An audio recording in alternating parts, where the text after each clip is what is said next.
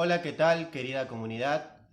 Nos encontramos de nuevo en nuestro taller bíblico. Ya terminamos la primera sección de la Biblia, llamada Pentateuco, donde encontramos los primeros 5 libros de la Biblia. Con el video anterior que hablamos del Deuteronomio, ya dimos por finalizada esa primera sección. Y hoy nos encontramos con una nueva sección que es la que sigue a la ley, que son los profetas. Los profetas, como les dije, son los libros que están ubicados después del Pentateuco, después de la ley. Se dividen en dos grandes grupos de escritos que son los profetas anteriores y los profetas menores o posteriores.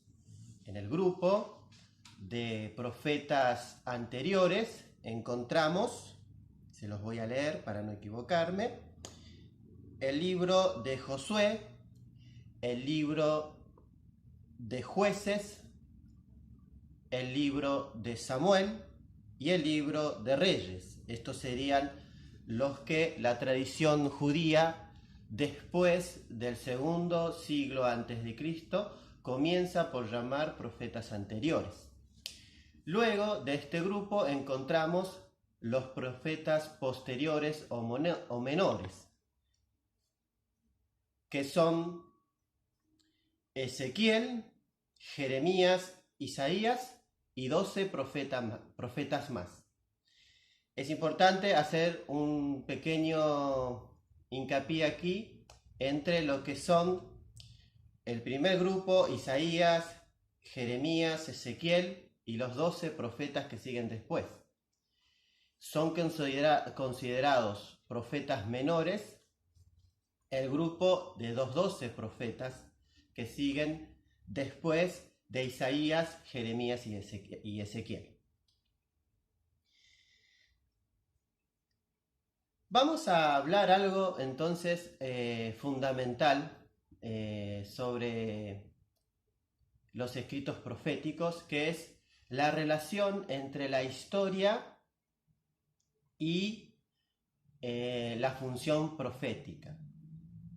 No es casualidad ni es raro que los primeros grupos de libros que encontramos, que algunos llaman libros históricos, estamos hablando de Josué, Jueces, Samuel y Reyes, contengan historia.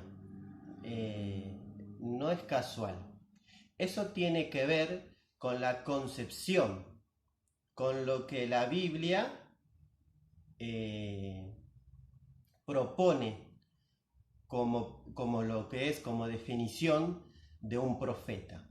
Para la Biblia, un profeta no es aquel que adivina o vaticina lo que está por venir. Para la Biblia, un profeta es aquel que tiene la lucidez suficiente, la sabiduría suficiente como para escuchar el presente, escuchar la historia y discernir dentro de esa historia, dentro de esos acontecimientos, la presencia y la acción de Dios. Que los primeros libros de los profetas sean los históricos nos dicen que la Biblia propone una mirada profética de la historia. Es decir, propone una mirada con los oídos atentos a la voz de Dios que se manifiesta en los acontecimientos de la historia. Probablemente encontremos algunos vaticinios, por decirlo así, del futuro dentro de lo que son los escritos de los profetas. Pero esto siempre es a favor de darle luz a esa función que tiene el profeta de ser portavoz de Dios. Otra función que tiene el profeta desde la lectura y reflexión de los libros profetas, el profeta tiene otra función que es la de la denuncia. El profeta recuerda la importancia del cumplimiento de la ley, pero también denuncia cuando el pueblo se aleja de ella. Cuando el pueblo se aleja de la ley, tiene consecuencias. Eso lo denuncia el profeta. Podemos entonces resumir las características de la profecía o del profeta, según la Biblia, según estos libros proféticos, en las siguientes características.